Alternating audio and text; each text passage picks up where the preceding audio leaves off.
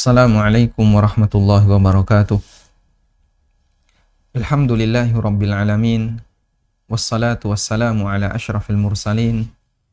Nabiyyina wa maulana Muhammadin wa ala alihi wa sahbihi ajma'in. Wa ashhadu an la ilaha illallah wahdahu la syarikalah. Wa ashhadu anna Muhammadan abduhu wa rasuluh. Sallallahu alaihi wa ala alihi wa sahbihi wa sallama tasliman katsira. Thumma amma ba'd. Alhamdulillah, kita bersyukur kepada Allah Subhanahu wa Ta'ala kembali bisa melanjutkan kajian rutin yang kita selenggarakan setiap pagi di ANB Channel. Dan insya Allah di kesempatan kali ini kita akan mengupas buku yang berjudul Ada Orang Utang. Semoga Allah Subhanahu wa Ta'ala memberikan kita kemudahan untuk bisa mendapatkan manfaat, ilmu yang bermanfaat, serta bisa mengamalkannya dalam kehidupan sehari-hari. Allahumma anfa'na bima 'allamtana wa 'allimna ma yanfa'una warzuqna ilma. Di buku ini bagian sampul telah kami sebutkan, fikih tentang utang piutang berisi panduan bagaimana berutang yang benar dan bagaimana cara memberi utang yang benar. Karena seperti yang kita tahu, bahwasanya dalam transaksi utang piutang terjadi muamalah antara dua orang, pihak yang memberi utang, kreditor, dan pihak yang menerima utang, yaitu debitur. Dan buku ini panduan bagi keduanya, baik bagi pihak yang menerima utang maupun bagi pihak yang memberi utang. Tidak harus Anda sendiri yang membacanya, bisa juga Anda hadiahkan ke teman dan handai taulan, terutama mereka yang hobi ngutang. Buku ini bisa juga digunakan sebagai pengganti kata-kata menagih utang. Biar Anda nggak kecapean untuk menjelaskan maksud Anda. Sehingga ketika dodok pintu, gitu ya, ngetok pintu orang, lalu sudah dimarahi duluan, maka Anda bisa kasihkan buku ini biar dia yang baca, untuk membangun kesadaran agar segera mau untuk melunasi utang. Baik, itu kurang lebih penjelasan terkait penjelasan yang ada di sampul. Selanjutnya, tentang buku Ada Orang Utang. Buku ini pertama kali saya tulis di tahun 2016 dan terbit di tahun 2017. Berarti dengan sekarang kurang lebih ada 5 tahun ya. Dan terbitan yang kedua ada di Muharram tahun 1453 saat ini ya. Sehingga kurang lebih ada 5 tahun buku ini sudah terbit dulu, kemudian terbit lagi di tahun ini. Baik, kita akan membaca bagian yang pertama, yaitu muqaddimah, pengantar sekaligus nasihat. Pesan kami adalah untukmu yang berutang dan yang memberi utang. Karena memang sekali lagi sasaran buku ini tidak hanya berlaku bagi mereka yang berutang, termasuk juga berlaku bagi mereka yang memberi utang. Bismillah wassalatu wassalamu ala rasulillah wa ba'du. Hidup bergelimang utang kini telah menjadi kebanggaan. Utang tidak lagi dilandasi karena alasan kebutuhan, tapi telah menjadi bagian dari gaya hidup. Makanya sering kita jumpai di tengah masyarakat, ada beberapa komentar, hari gini nggak ngutang, kapan bisa punya rumah? Kapan bisa punya mobil? Hari gini kalau nggak leasing, kalau nggak KPR, kapan bisa punya rumah? Kapan bisa punya mobil? Punya, dan seterusnya. Hari gini kalau nggak ngutang, nggak eksis, bos. Jadi untuk menunjukkan eksistensi seseorang, dia harus ngutang. Biar kelihatan ya, biar kelihatan kalau dia ini orang yang berada. Makanya orang akan berbangga-bangga dengan properti yang dia miliki saat kumpul bersama. Ya, reuni atau ketika hari raya kemudian kumpul di keluarga atau yang lainnya. Mereka akan merasa bangga dengan harta yang dia punya.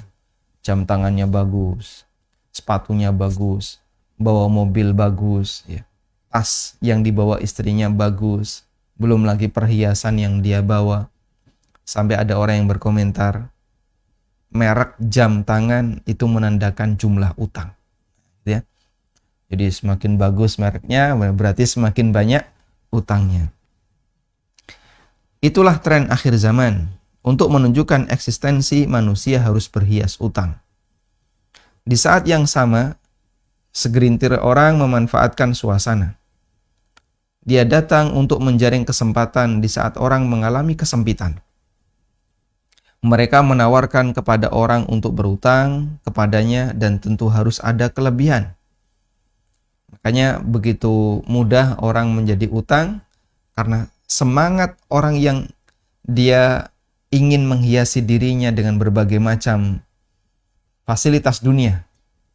Dia punya semangat untuk utang. Sebaliknya, orang yang memiliki uang semangat untuk memberi utang. Maka kita sering mendengar ada istilah ini ya, 1 jam cair, ya.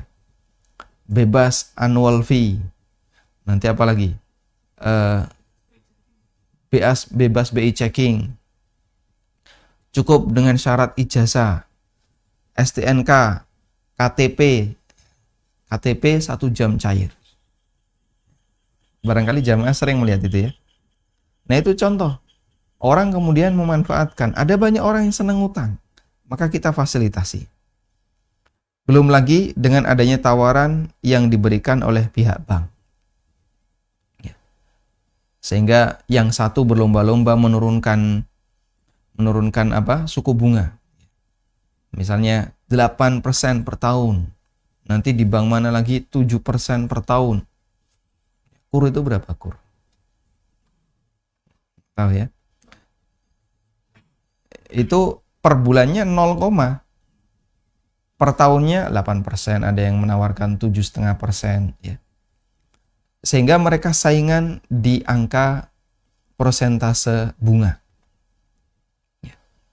Sementara yang berada di luar, ya, lembaga-lembaga yang meminjamkan uang dan tidak resmi, ya, mereka membuat kemudahan 1 jam cair, nggak perlu repot, nggak perlu BI checking, cukup tanda tangan, dan seterusnya. Lalu yang lebih parah lagi, waktu buku ini ditulis, saya belum mengenal istilah pinjol. Dan waktu itu kayaknya belum ada ya, di tahun 2016, 2017. Belakangan kemudian muncul pinjol. Lalu nyebar SMS kemana-mana. Ya. Dengan aneka bahasa yang ya seperti bahasa penawaran, begitu mudahnya orang untuk berhutang. Sesudah pasangan ini, oleh karena itu wajar jika peredaran riba susah untuk dikendalikan. Kita hanya bisa berharap kepada Allah Subhanahu wa Ta'ala. Semoga Allah melindungi kita dari debu-debu riba dalam transaksi utang piutang yang begitu semarak di masyarakat. Baik, meskipun kita belum melakukan survei ya, kira-kira dari penduduk Indonesia berapa persen yang punya utang. Tapi secara umum hampir kita jumpai karyawan, kemudian para pengusaha dan seterusnya itu tidak lepas dari yang namanya utang. Ya. Kemarin informasi yang saya dapatkan, dari sekian ASN yang ada di Jogja, terutama di daerah Sleman, yang SK-nya masih di rumah, itu hanya beberapa. Yang lainnya kemana? Disekolahkan. Sehingga begitu mereka diterima sebagai ASN, dapat SK-nya disekolahkan. Biar nanti karirnya bagus ya, biar pinter SK-nya. Selanjutnya, motivasi perlu kita ganti. The real man adalah mereka yang bebas utang. Utang itu bukan membanggakan, tapi menghinakan. Makanya bagi yang ingin selamat dari utang, harus tahu teorinya. Sebagaimana yang tadi kita sampaikan. Ya. Ketika sudah jadi tren, maka kita balik tren itu, kita sampaikan kepada masyarakat, orang yang sejati, manusia yang sejati adalah ketika dia bebas dari utang, bebas dari riba. Buku ini tidak hanya motivasi, tapi juga penjelasan hukum bagi Anda yang terlibat utang piutang, baik sebagai pihak yang menerima utang maupun pihak yang memberi utang, agar utang tidak menjadi sumber masalah di depan dan di belakang. Apalagi menjadi sumber masalah ketika menghadap Allah Subhanahu wa taala. Semoga bermanfaat, dan seperti biasanya sebelum kita masuk ke isi, maka kita perlu membaca daftar isi. Kurang lebih inilah gambaran buku Ada Orang Utang. Pertama, kita akan memahami akad utang. Kemudian dalam akad utang itu ada dua istilah, ada dain, ada qard. Apa bedanya antara dain dengan qard? Kalau diterjemahkan dalam bahasa Indonesia sama, utang. Tapi secara fikih itu berbeda antara dain dengan qard. Kemudian akad utang, al-qard, bedanya dengan akad wadiah. Apa beda antara qard dengan wadiah? Karena seperti yang kita tahu, produk di bank syariah itu nyebutnya wadiah. Namun apakah itu wadiah ataukah lebih dekat kepada qard? Insya Allah nanti kita akan bahas. Selanjutnya adalah perbedaan antara utang dengan mudharabah. Nanti kita akan melihat akad utang seperti apa dan bedanya dengan mudharabah seperti apa. Sehingga dari sini nanti kita bisa mengetahui ya, kapan mudharabah itu berstatus sebagai mudharabah sehingga bagi hasilnya halal untuk diambil, dan kapan mudharabah itu hakikatnya adalah akad utang sehingga bagi hasilnya tidak boleh diambil. Kemudian selanjutnya antara si kaya dan si miskin.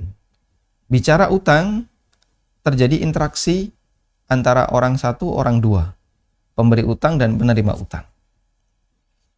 Dan di sini saya langsung menyebutkan biar lebih pendek ya, si kaya dan si miskin, keseimbangan motivasi yang diberikan dalam syariat untuk si kaya dan si miskin. Sehingga Islam ketika memberikan motivasi itu berimbang. Orang yang kaya punya motivasi sendiri, diberikan motivasi sendiri. Orang yang miskin diberikan motivasi sendiri. Karena dalil-dalil itu diletakkan oleh syariat sesuai dengan posisi manusia masing-masing. Dan itulah maha adilnya Allah Subhanahu wa taala. Yang kaya punya ibadah, yang miskin juga punya ibadah sendiri. Kemudian berikutnya kita baca motivasi bagi orang yang mampu, orang yang kaya, dan motivasi bagi yang miskin, orang yang tidak mampu. Berikutnya, menghargai orang lain yang berbuat baik kepadanya. Ini penekanan bagi orang yang menerima utang. Anda menerima utang berarti Anda telah menerima kebaikan dari orang lain. Seharusnya kita menghargai kebaikan itu, bukan malah memarahi yang nagih utang ya. Kemudian kita juga perlu memperhatikan prinsip jujur dan amanah ketika membawa harta orang lain. Lalu berikutnya, motivasi untuk berhati-hati dalam utang, karena utang dibawa mati. Kemudian di sini kami sebutkan beberapa riwayat jenazah tidak disolati karena mati bawa utang. Nabi SAW tidak mau mensolati jenazah yang mati dan dia masih punya utang. Ya. Jika utang sudah ditanggung, apakah mayit bisa tenang? Kemudian pemerintah bertanggung jawab atas utang rakyatnya. Selanjutnya yang terakhir adalah kalau negara punya utang, siapa yang harus menanggung? Ada sebagian orang yang bertanya, kalau negara kita punya utang, lalu sampai kita mati dan utang negara itu belum lunas, apakah nanti kita akan ditagih di akhirat? Nah, selanjutnya, utang itu halal tapi tidak dianjurkan. Kemudian nanti kita akan membaca latar belakang Nabi SAW berutang kepada Yahudi. Apa latar belakangnya dan mengapa beliau utang Yahudi, tidak utang ke sahabat? Lalu kemudian kita juga sampaikan, jadikan ini pilihan terakhir. Kemudian berikan gadai ketika Anda harus utang. Dan yang terakhir adalah hikmah gadai Nabi SAW dengan Yahudi. Nabi SAW menggadaikan apa? Ad-dir, baju besi, kepada orang Yahudi. Berikutnya kita akan membahas tentang agar mudah melunasi utang. Selanjutnya kita bahas pengaruh niat ketika utang. Ada orang yang ketika utang niatnya semangat untuk mengembalikan, dan sebaliknya ada yang utang dan dia nggak punya kepikiran untuk kemudian mengembalikan. Niat tidak mengembalikan dihukumi pencuri. Kemudian kita akan bahas doa melunasi utang dan keajaiban doa utang. Nanti kita akan lihat riwayat dari Zubair ibn Awam dan putranya Abdullah bin Zubair radhiyallahu anhuma, di mana mereka menceritakan tentang keajaiban doa ketika memiliki utang. Selanjutnya, adab Al-Quran terkait utang. Bagaimana adab yang diajarkan Quran terkait utang? Ada 4 adab yang saya sebutkan di sini. Pertama, mencatat transaksi utang piutang. Yang kedua, menghadirkan saksi. Yang ketiga, sediakan barang gadai. Yang keempat, adanya penjamin, dhamin. Kalau barang gadai itu bentuknya barang, kalau dhamin itu bentuknya manusia. Manusia sebagai penjamin. Selanjutnya kita akan bahas fikih utang macet, aturan utang macet. Aturan utang macet untuk orang yang berutang. Si zalim adalah orang yang mampu bayar tapi sengaja menunda. Kemudian ada sebagian yang mengingkari, saya nggak merasa punya utang, ini dosa besar. Kemudian aturan utang macet bagi orang yang memberi utang. Bagi yang memberi utang, apa yang harus dilakukan? Apakah boleh ditagih? Kemudian bagaimana kalau debitor dipailitkan oleh negara? Selanjutnya yang terakhir adalah apakah penjara bisa membebaskan utang? Taib. Berikutnya kita akan bahas salah satu akad dalam akad utang piutang, yaitu hawalah. Hawalah atau pengalian utang. Dalil disyariatkannya hawalah, rukun syarat hawalah, konsekuensi akad hawalah. Selanjutnya adalah beberapa kondisi yang terjadi dalam proses hawalah. Dan yang terakhir, menjual nota tagihan. Ini termasuk di antara turunan praktek hawalah di masyarakat, terlepas dari adanya pelanggaran di sana. Jadi hawalah nanti insya Allah kita bahas ya. Tapi kurang lebih contohnya kayak gini. Si A punya utang B senilai 1 juta. Sudah? Lalu C punya utang A senilai 1 juta. Saat B nagih ke A bilang tolong tagih ke C. Karena C juga punya utang ke saya 1 juta. Akhirnya B nagihnya ke C. Itu contoh sederhana tentang hawalah. Tapi detailnya insya Allah nanti kita akan bahas. Berikutnya kita akan bahas aturan gadai, rahan. Syarat barang yang boleh digadaikan. Ya. Syarat barang gadai, karena tidak semua barang boleh digadaikan. Ya. Kemudian tidak boleh memanfaatkan barang gadai. Rincian pemanfaatan gadai untuk selain utang. Ada nggak gadai untuk selain transaksi utang? Jika objek gadai butuh perawatan, kemudian gadai diberikan ke pihak ketiga, gadai tidak otomatis pindah hak milik, hukum gadai BPKB dan sertifikat tanah. Nanti kaitannya dengan ini. Syarat gadai nanti kita akan bahas. Terus hukum gadai dalam bentuk surat berharga bagaimana? BPKB, sertifikat tanah, kemudian apa lagi? ijazah. Lalu kalau yang 1 jam cair itu biasanya apa? KTP. Kan? Jadi begitu mudah orang bisa dapat utang. Nah, bisa nggak gadai pakai KTP itu? Nah, karena salah satu syarat barang gadai adalah barang yang bisa diperjualbelikan. Nah, KTP itu apa bisa diperjualbelikan? BPKB, STNK. Nah, berikutnya kita akan bahas antara utang dan riba. Di sini ada 6 pembahasan. Pertama, melunasi utang dengan kelebihan. Lalu kita bahas yang kedua, hadiah sebelum utang lunas. Yang ketiga kita bahas utang tidak boleh memutus silaturahmi. Yang keempat, hadiah dari bank. Yang kelima, menggabungkan utang dengan jual beli. Kemudian kita akan sebutkan pelanggaran di dunia perbankan dan masyarakat. Yang terakhir adalah biaya administrasi akad utang. Kadang kita mengenal ada istilah biaya provisi. Ya. Ini biaya provisi. Dan biaya provisi sekian persen dari nominal utang. Kemudian berikutnya kita akan membahas tentang antara utang dan inflasi.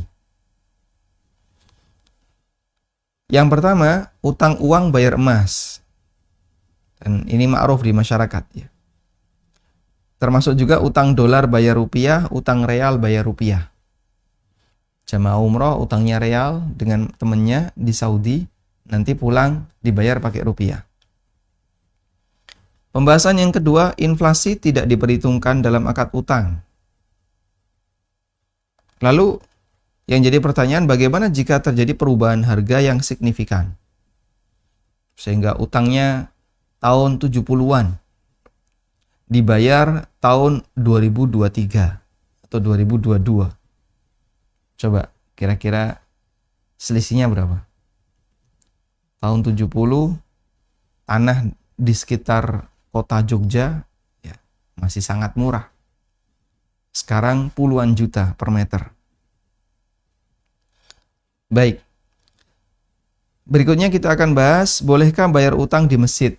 Ya, ini sering terjadi antar sesama ikhwah yang sudah ngaji. Ya. Jadi dia ngaji sambil nanti mau bayar utang ke temennya. Seusai kajian nemui temennya bayar utang. Apakah utang termasuk jual beli yang itu dilarang untuk dilakukan di masjid? Maka jika utangnya besar, hukumnya makruh untuk dilakukan di masjid. Taib.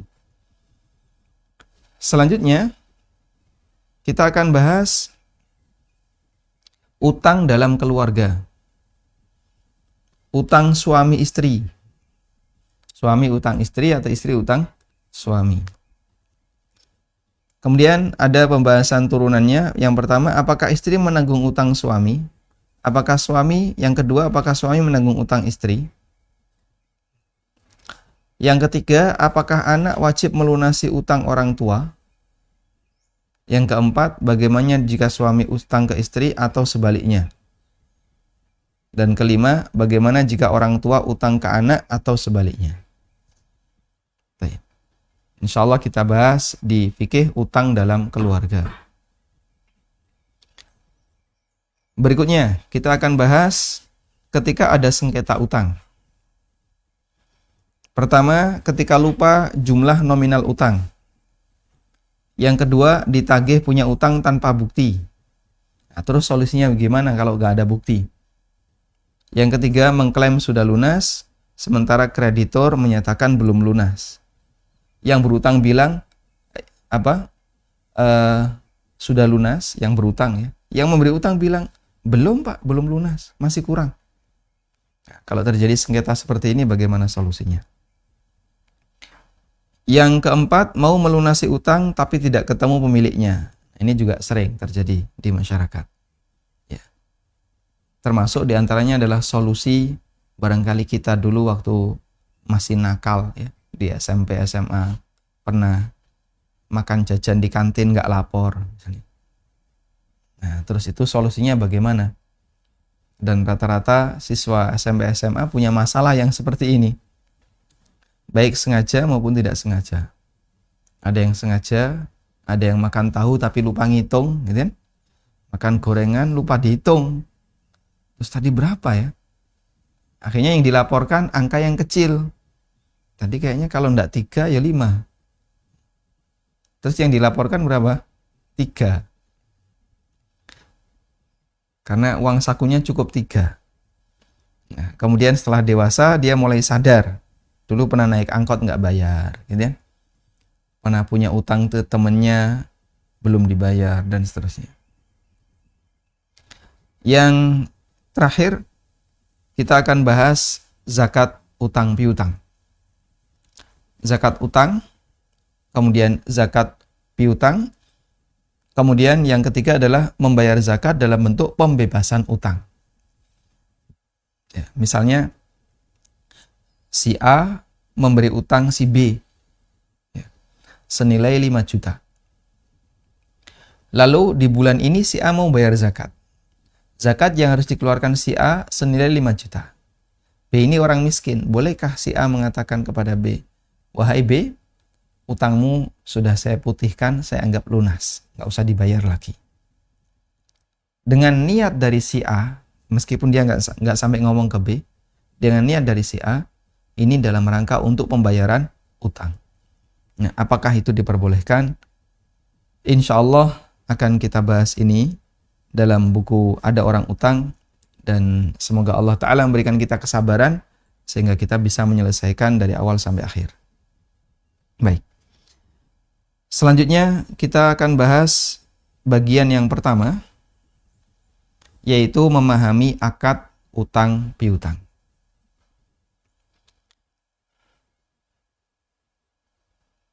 Sebelumnya saya lupa menyampaikan ya, kenapa di sini nyebutnya utang bukan hutang? Ya. Utang, bukan hutang. Yang baku yang mana? Utang. Ya, nanti Anda bisa cek di KBBI. Yang baku adalah utang. Makanya judul bukunya Ada Orang Utang. Ya, G-nya harus jelas ya. Jangan sampai tidak ada G-nya. Ada orang utang. Baik. Selanjutnya, kita akan memahami akad utang. Utang dalam bahasa Arab disebut dengan ad-dain. Bentuk jamaknya ad-duyun atau al-adiyun. Sebagaimana kata al-ain memiliki bentuk jamak al-uyun atau al-a'yun. Ad-dain bisa jamaknya bisa ad-duyun, bisa al-adiyun. Ain bentuk jamaknya bisa al-uyun, bisa al-a'yun. Kemudian secara istilah. Secara istilah utang didefinisikan oleh Al-Qurtubi. Wa haqiqatud dain ibaratun an kulli muamalatin kana ahadul iwadaini fiha naqdan wal akharu fi dhimmati nasi'atan. Hakikat dari dain adalah istilah, ibarah, istilah untuk menyebut semua bentuk muamalah di mana ya, salah satu objeknya ahadul iwadain fiha, salah satu objeknya di dalam akad itu diserahkan naqdan secara cash, secara tunai. Yang satu diserahkan tunai, wal akharu fi dhimmah, sementara objek yang satunya tidak tunai, fi dhimmah, dalam tanggungan. Nasi'atan, terutang, ya, tertunda, fi dhimmah, dalam tanggungan, tertunda dalam tanggungan. Si A menyerahkan 5 juta, maka si B fi dhimmati si B ini, dalam tanggungan si B ini, dia harus menanggung 5 juta dan akan dia kembalikan setelah sekian waktu nasi'atan, ya, sebagai bentuk penundaan. Baik, ini kita jumpai di tafsir Al-Qurtubi. Nah. Kemudian, Dalam transaksi, jadi begini ya, transaksi utang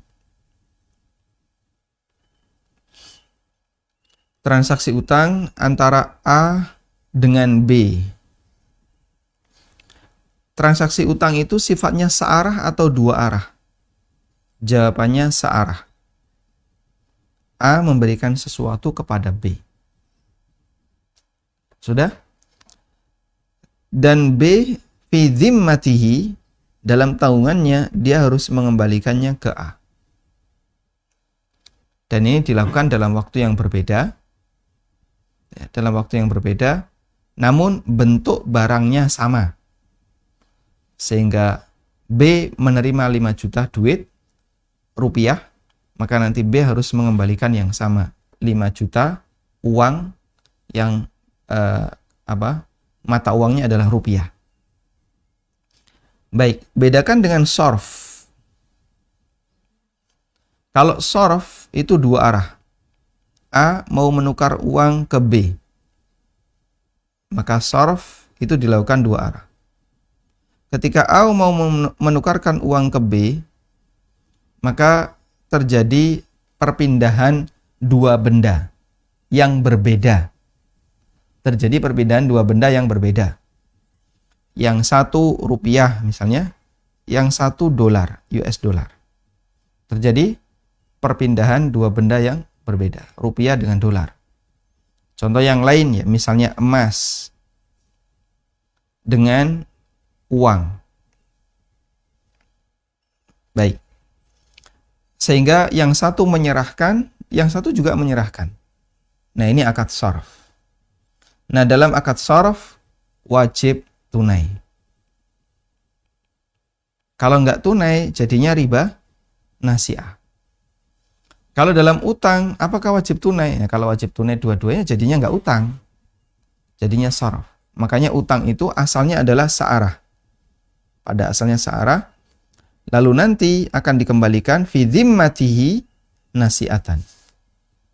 Dan ini sama bendanya. Sehingga di sini rupiah, di sini juga rupiah. Di sini dolar, di sini juga dolar. Ini emas, maka nanti dikembalikan juga dalam bentuk emas. Baik, bisa membedakan ya antara utang dengan sharf. Sehingga dalam sharf itu terjadi tukar-menukar, bendanya beda, bisa juga bendanya sama, dengan nilai yang sama. Kalau bendanya sama, nilainya harus sama. Ya, misalnya pecahan 100.000 ditukar dengan pecahan 20.000. Yang satu selembar, yang satu 5 lembar. Baik. Intinya dalam sharf terjadi pertukaran dalam waktu yang sama. Tidak boleh ada beda. Nah, karena itu, ketika ada orang yang melakukan top up saldo e-tol misalnya ya. Top up saldo e-tol. Ada orang melakukan top up saldo e-tol. Maka terjadilah pertukaran antara uang kartal ditukar dengan uang digital.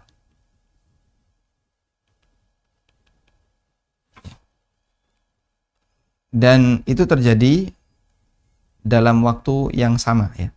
Sehingga kita kalau ngisi e-tol misalnya 100.000, langsung masuk nggak? Langsung masuk ya. Sehingga tidak menunggu, Pak, ini nunggu 1 jam lagi Pak ya baru bisa diaktifkan.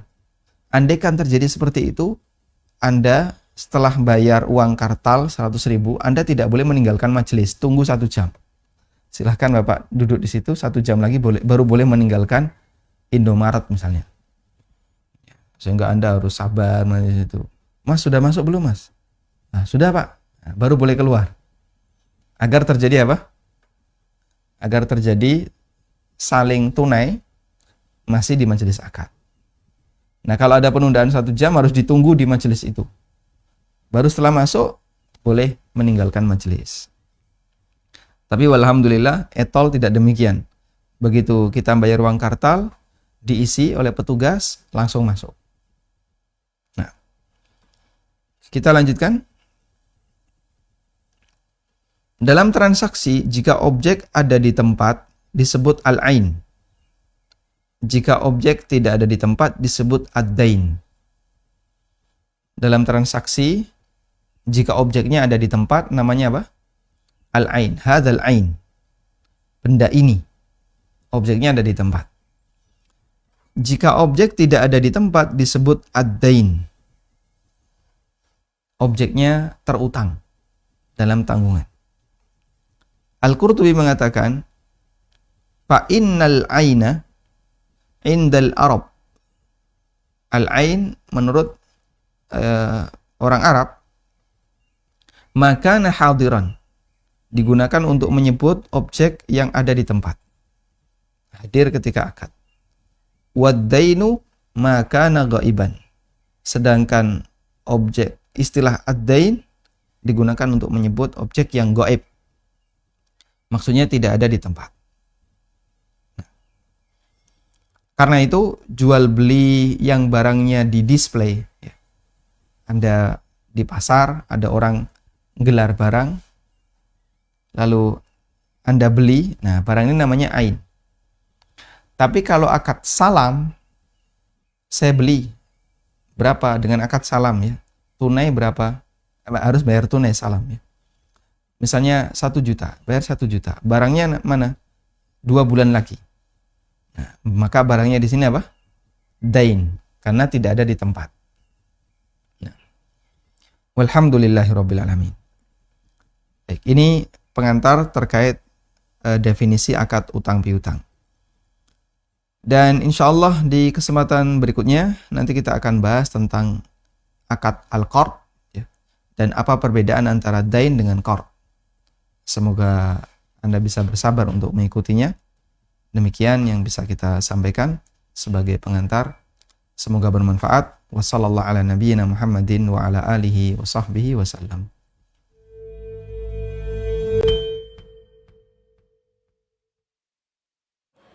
Assalamualaikum warahmatullahi wabarakatuh. Alhamdulillah wassalatu wassalamu ala Rasulillah wa alihi wa sahbihi wa man wala, amma ba'du. Kaum muslimin dan muslimat, para pemirsa di mana saja antum berada. Saya sekarang berada di lantai 2 pembangunan sekolah Islam yang dibina oleh Ustadz Aminur Ba'is di bawah Yayasan Amal Abadi. Mereka sedang membangun sekolah SD yang rencananya insya Allah 3 lantai. Dan sekarang para pemirsa dan kaum muslimin bisa melihat ya, di sebelah kanan saya dan kiri juga terlihat ya, ini sedang pembangunan untuk lantai yang ketiga. Dan di bawah masih juga tahap ya pembangunan lantai dasar, lantai 2. Tentunya pembangunan yang memakan biaya, membutuhkan ya donasi yang luar biasa. Oleh karena itu, saya memanggil kita semua. Saya atas nama Muhammad Nur Ihsan, salah seorang anggota Dewan Fatwa, mengajak kita semua. Mari kita bersama-sama meringankan beban saudara kita, membantu saudara kita untuk ya kelangsungan pembangunan sekolah dasar ya Islam yang dibina oleh Ustadz Aminur Ba'is. Dan tentu apa yang saudara dan kaum muslimin infakkan di jalan tidak akan sia-sia sisi Allah Subhanahu wa taala. Kesempatan yang baik untuk kita berinvestasi akhirat. Mari bersegera kita meraih ridha Allah dengan menginfakkan sebagian harta yang Allah titipkan bagi kita, dan itulah sesungguhnya yang akan menjadi bagian untuk kita. Demikian, mudah-mudahan bermanfaat, mudah-mudahan kita senantiasa lindungi Allah Subhanahu wa taala, dan mudah-mudahan kita senantiasa dijaga oleh Allah dengan menginfakkan sebagian harta yang Allah titipkan bagi kita. Allahumma amin. Demikian, wassalamualaikum warahmatullahi wabarakatuh. Wa ma anfaqtum شيء فهو يخلفه وهو خير الرازقين.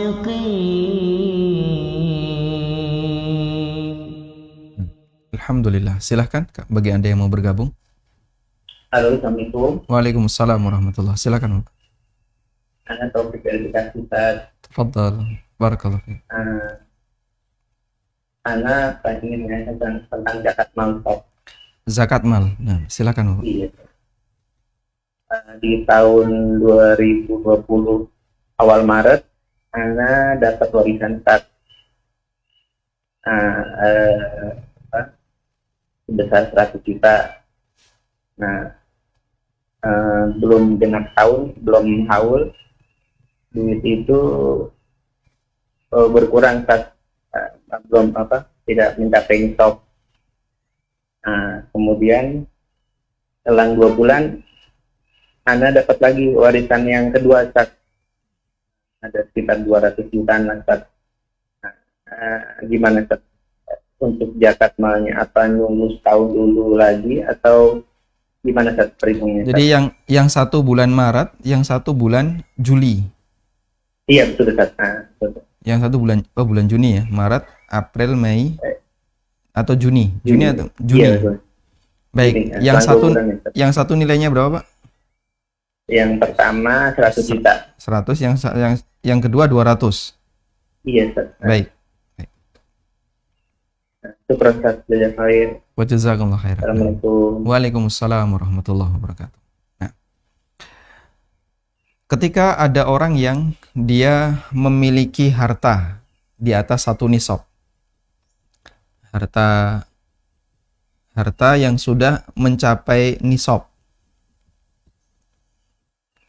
kemudian setelah itu dia punya harta lagi, tambah hartanya, maka harta yang bertambah ini di rentang waktu perjalanan itu hartanya bertambah lagi. Harta yang bertambah ini disebut dengan mal mustafad.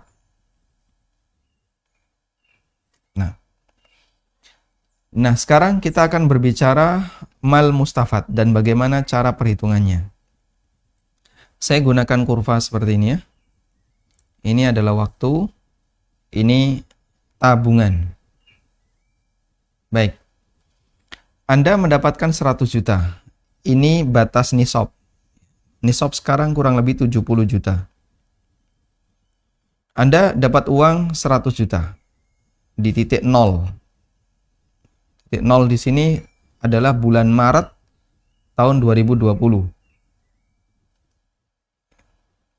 Maret 2020. Berarti proyeksi utangnya bulan apa? Maret tahun depan. Tapi perhitungan utang itu pakai bulan Hijriah ya. Di sini saya tidak menyebut bulan Hijriah, nanti Anda bisa konversi. Maret itu bertepatan dengan bulan Hijriahnya bulan apa? Di angka ini Anda dapat uang 100 juta. Lalu uang itu turun. Nah, turunnya itu apakah sampai di bawah nisab ataukah masih di atas nisab? Kalau turunnya di bawah nisab,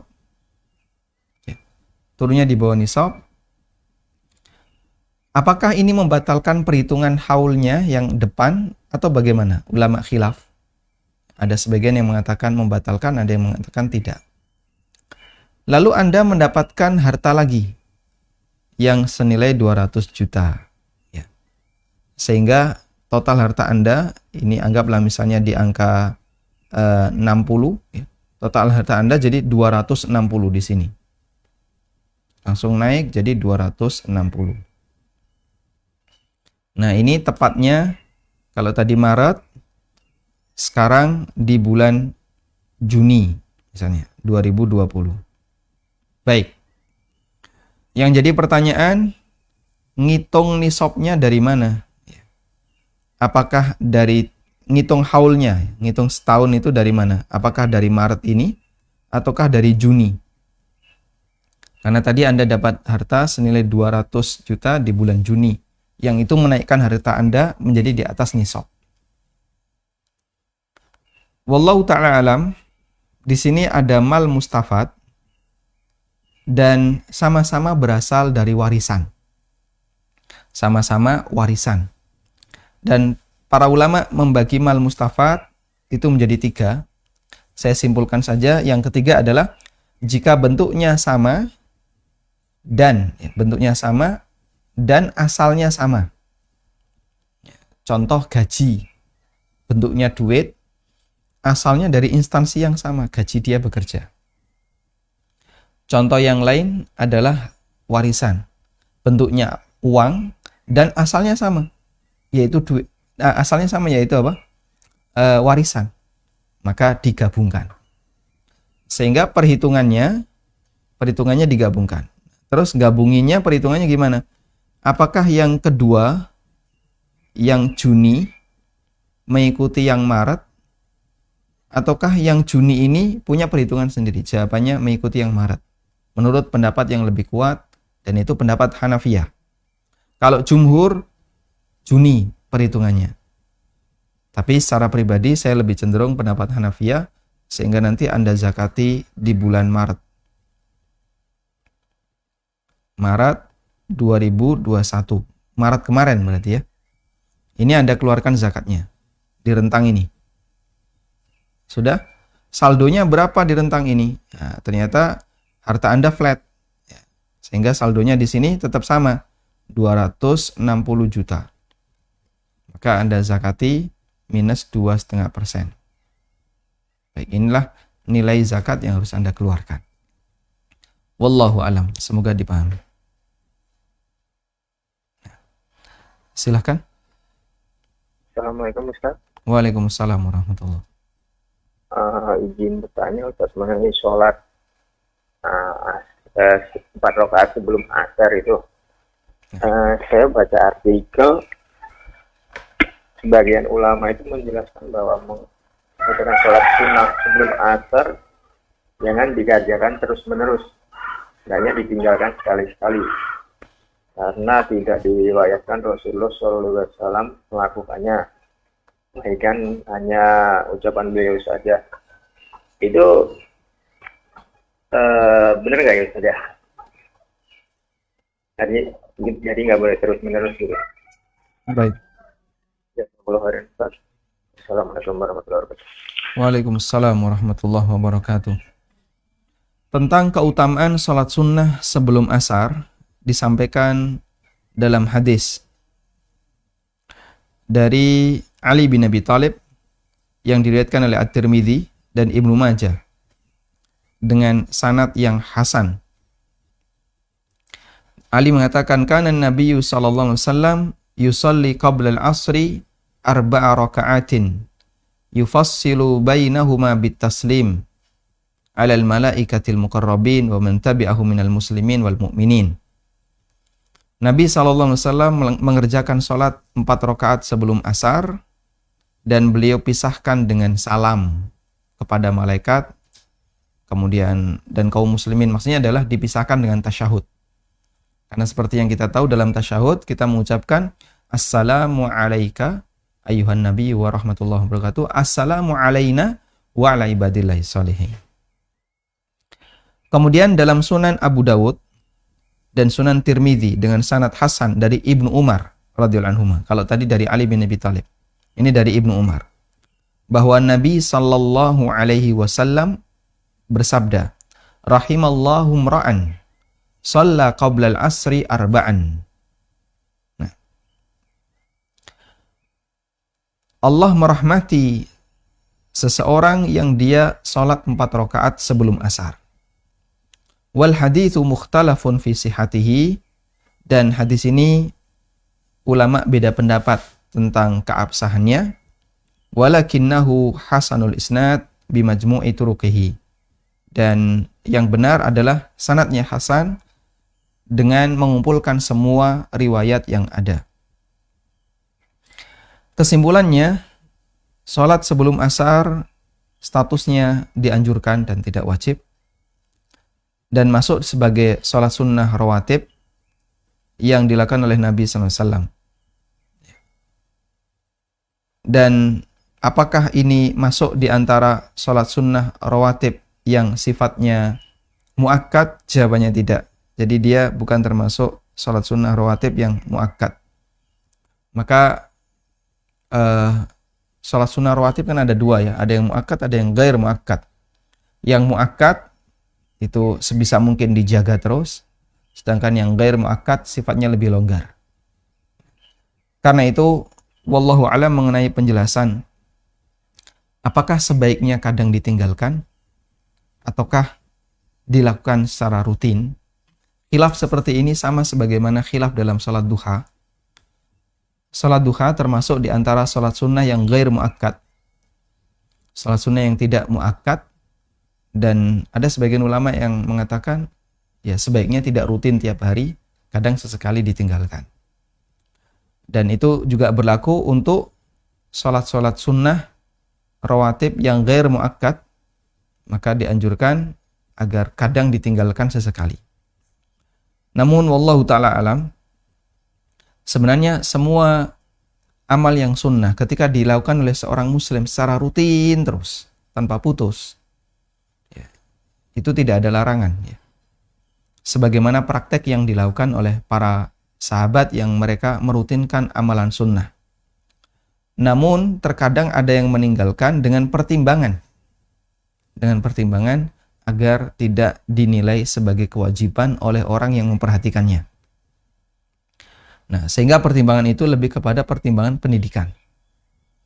Ada juga yang mengatakan ini dianjurkan untuk ditinggalkan sesekali. Dianjurkan ditinggalkan sesekali limuwafaqatin Nabi SAW.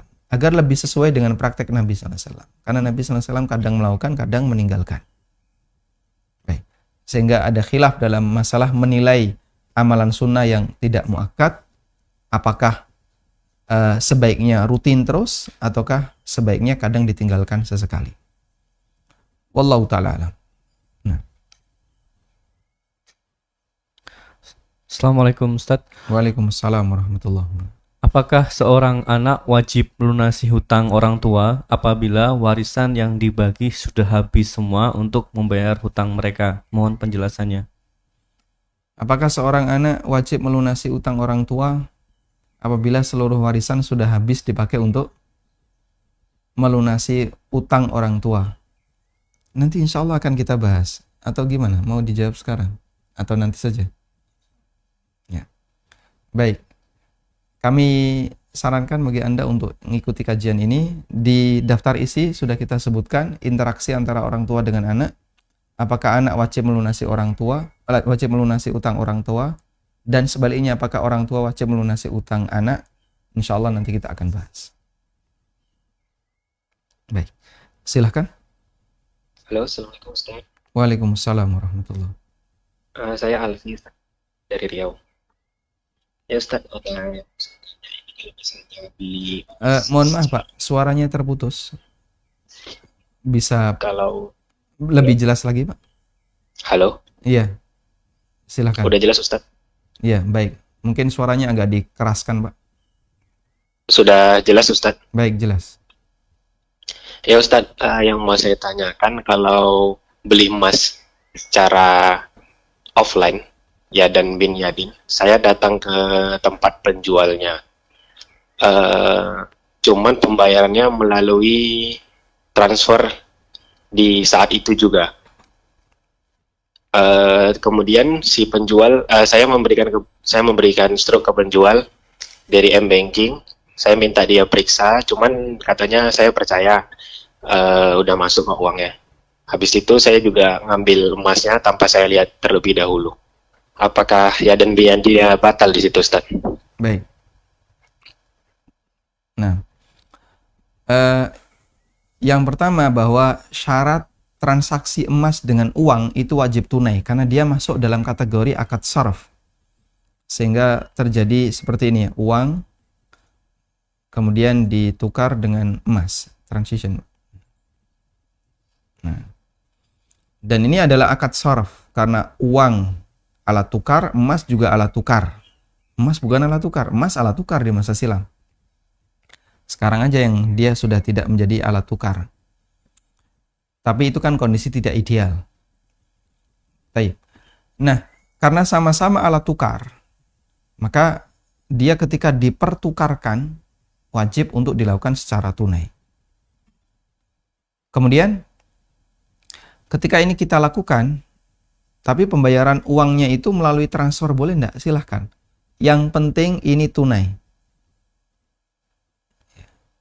Tunai itu bisa bentuknya cash, bisa bentuknya transfer. Transfer tunai juga kan? Tunai. Anda beli di marketplace, itu pembayarannya tunai, tapi pakai transfer. Ya, meskipun tidak dengan menggunakan uang fisik. Tunai bisa cash, bisa juga transfer. Nah, kemudian masalah teknis transfer, mau pakai EDC, mau pakai M-Banking, dan seterusnya, hukumnya boleh. Selama kemudian sudah ada bukti transaksi berhasil. Ketika Anda transfer melalui M-Banking, lalu di situ ada pernyataan transaksi berhasil, bukti transfernya seperti ini. Lalu tampilan itu Anda tunjukkan ke penjual emas, dan dia percaya, mau dia cek maupun tidak, berarti ini sudah terjadi transaksi tunai. Selanjutnya Anda berhak untuk membawa emas itu pulang, dan orang itu berhak atas uang yang sudah Anda bayarkan. Insya Allah dari apa yang tadi Anda sampaikan, yang kami pahami tidak ada pelanggaran di sana. Nah, masalah Anda melihat maupun tidak melihat itu tidak mempengaruhi keabsahan tunainya, sehingga tetap terhitung sebagai tunai. Melihat tidak melihat itu kan masalah orang ini teliti ataukah tidak. Kadang ada yang teliti, dilihat detail, kadang ada yang nggak teliti. Sudahlah, percaya saja. Yang jelas kan dia sudah terima. Wallahu a'lam.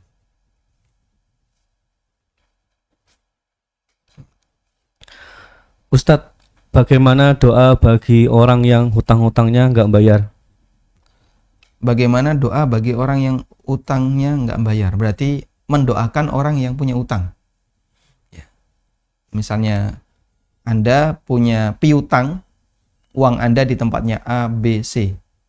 Gimana caranya mendoakan A, B, C itu agar dia segera bayar utang?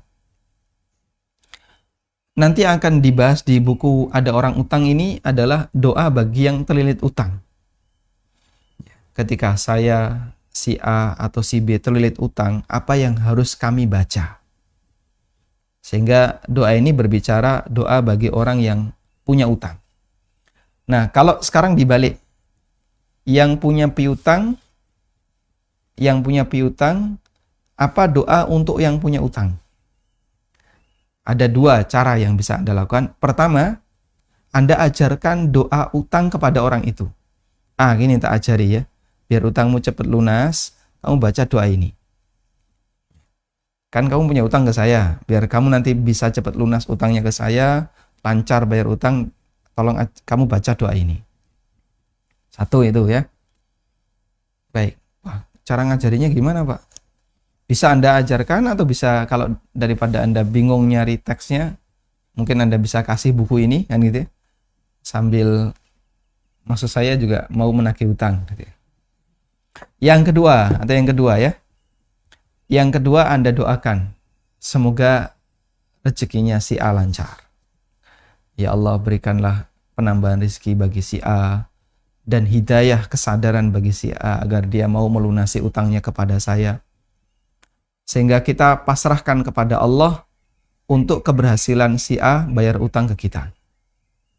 Kalau penyakitnya penyakit si A susah untuk bayar utang, gimana Pak? Ya, kalau seperti itu berarti nanti doa Anda adalah mohon kepada Allah agar si A dikasih hidayah, kesadaran, petunjuk bahwasanya dia punya utang kepada Anda. Wallahu a'lam. Baik, silakan. Assalamualaikum Ustaz. Waalaikumsalam warahmatullahi. Nah, izin bertanya masalah zakat mal Ustaz.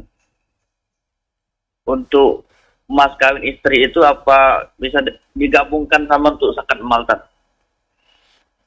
Digabungkan dengan harta suami. Ya, untuk perhitungan zakat malnya. Untuk perhitungan zakat malnya, ataukah digabungkan dengan mas istri yang lain? Enggak, ini total itu apa digabungkan semua sama zakat sama mas kawin istri maksudnya? Iya, di sini istri mas kawinnya dalam bentuk emas ya. Ya. Dalam bentuk emas. Baik, mau digabungkan dengan harta suami ataukah harta istri yang Bapak tanyakan? Digabung sama harta suami. Baik. Yang kedua itu kan kata Ustaz kemarin haul itu 1 tahun berdasarkan kalender Hijriah.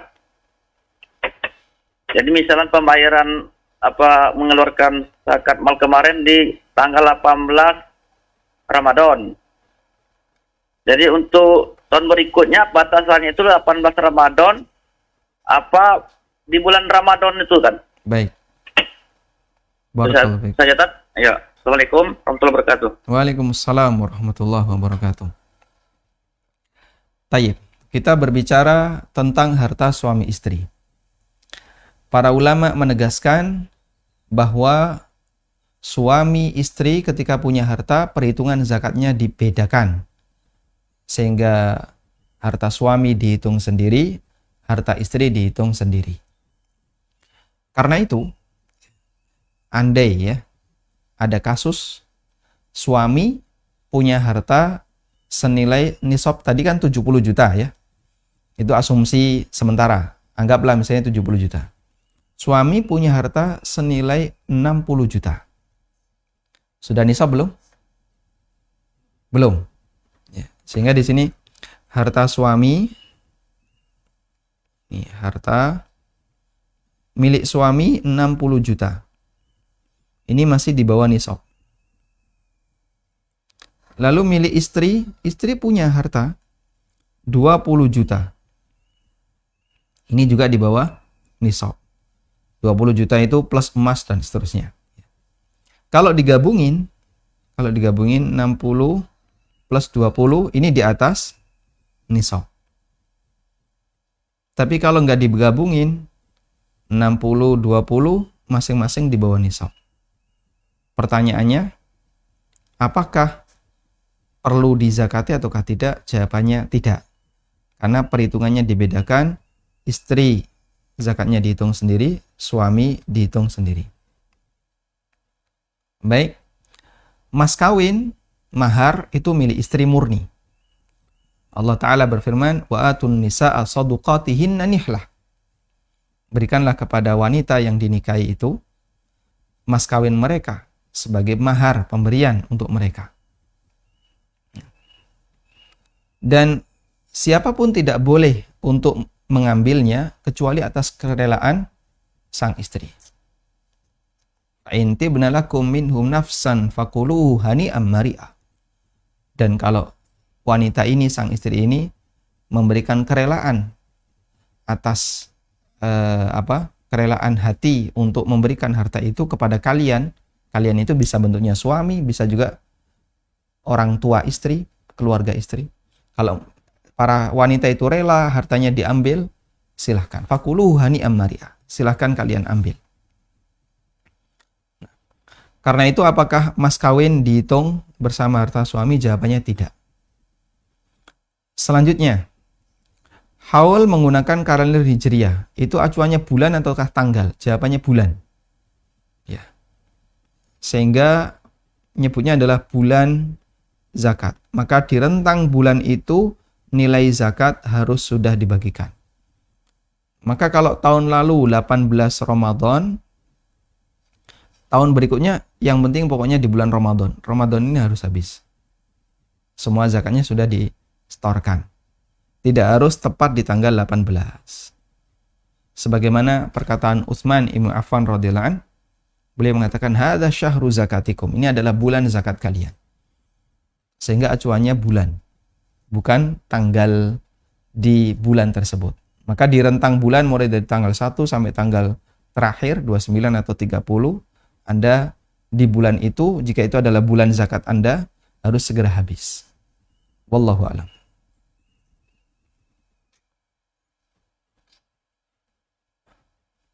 Ustaz, apa hukumnya transaksi kompensasi hutang piutang yang dilakukan antar perusahaan? Nah, tidak paham saya. Transaksinya saya tidak ngerti. Kompensasi utang piutang.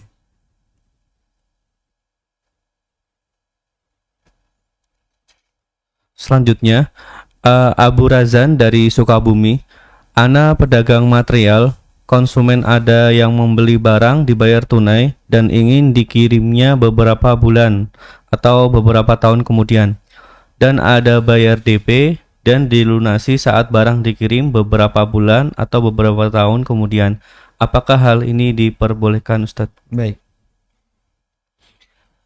Ada konsumen yang bayar tunai, lalu barang dikirim beberapa bulan kemudian atau bahkan angka tahun ya. Misalnya beli semen sekarang, tapi nanti tolong semennya diantar bulan depan atau di tahun depan. Apakah itu diperbolehkan? Jawabannya boleh. Artinya kan begini, Anda menerima untuk titipan semen itu selama sekian bulan tadi. Misalnya, saya beli di tempat Anda 20 sak semen. Harganya berapa? 1 juta. Saya bayar 1 juta. Dan saya minta, Pak, tolong semen saya. Kalau sudah saya beli kan berarti jadi milik saya. Tolong semen saya nanti diantar di bulan, sekarang bulan apa? Agustus. Misalnya di Desember, akhir tahun. Nah, Desember saya bangun.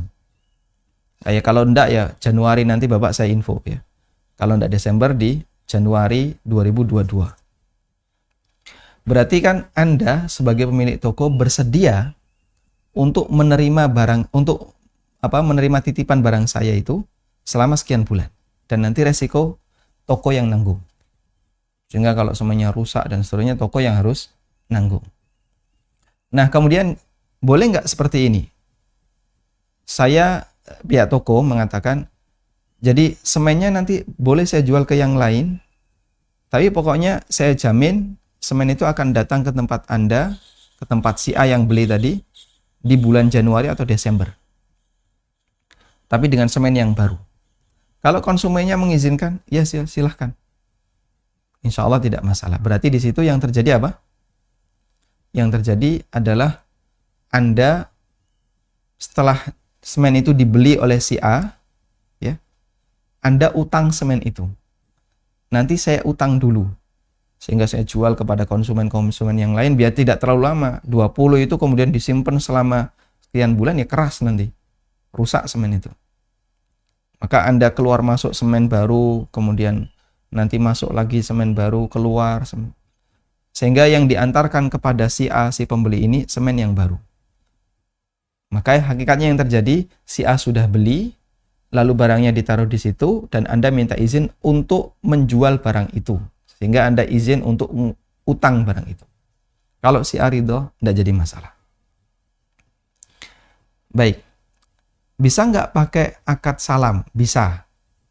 Sehingga si A bayar tunai dengan akad salam, dan nanti barang akan diserahkan sekian bulan lagi. Sudah? Nah, kalau skemanya adalah skema akad salam, maka ya tidak boleh DP. Sehingga kalau ada konsumen yang minta seperti ini pakai DP, Anda harus tolak. Ya, kasus yang kedua tadi. Bayar DP, nanti dilunasi sekian bulan, bahkan tahun, ketika barang sudah diantar. Anda harus tolak. Nggak mau, kami nggak menerima yang seperti ini pakai DP. Kalau tunai mau. Agar terjadi akad salam. Dan akad salam syaratnya harus sama-sama. Harus tunai uangnya, pembayarannya. Wallahu ta'ala alam. Demikian yang bisa kita bahas. Semoga bermanfaat. Wassallallahu ala nabiyyina Muhammadin wa ala alihi wa sahbihi wasallam. Wa akhiru da'wana alhamdulillahi rabbil alamin. Subhanakallahumma wa bihamdika. Asyhadu an la ilaha illa anta astaghfiruka wa atubu ilaik. Wassalamualaikum warahmatullahi wabarakatuh.